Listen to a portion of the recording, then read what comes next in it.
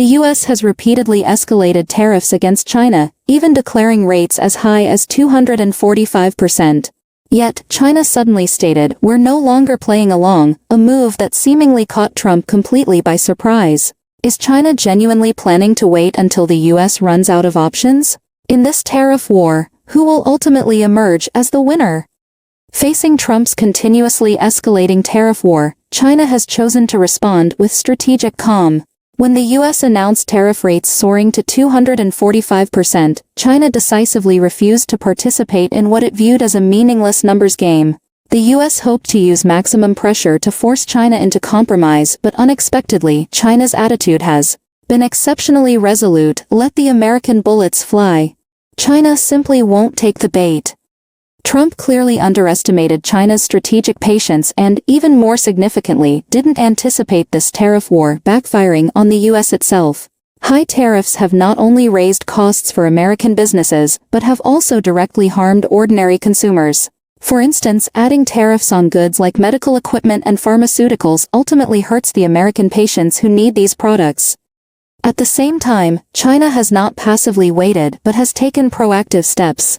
Our leaders visited Southeast Asia, deepening cooperation with countries like Vietnam and Malaysia, thereby cultivating new points of economic growth.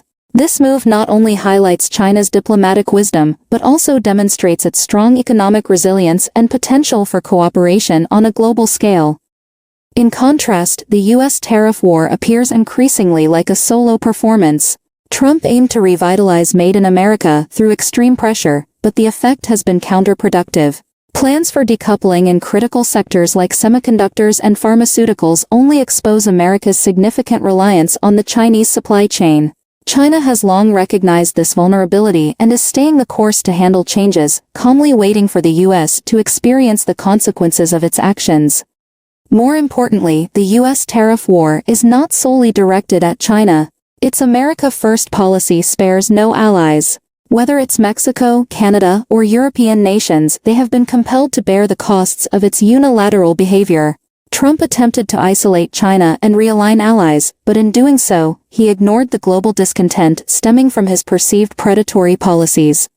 Today, America's bullets are firing more weakly, while China observes the situation calmly. The outcome of the tariff war might indeed echo that old saying, "When a crisis hits, the capable ones step up."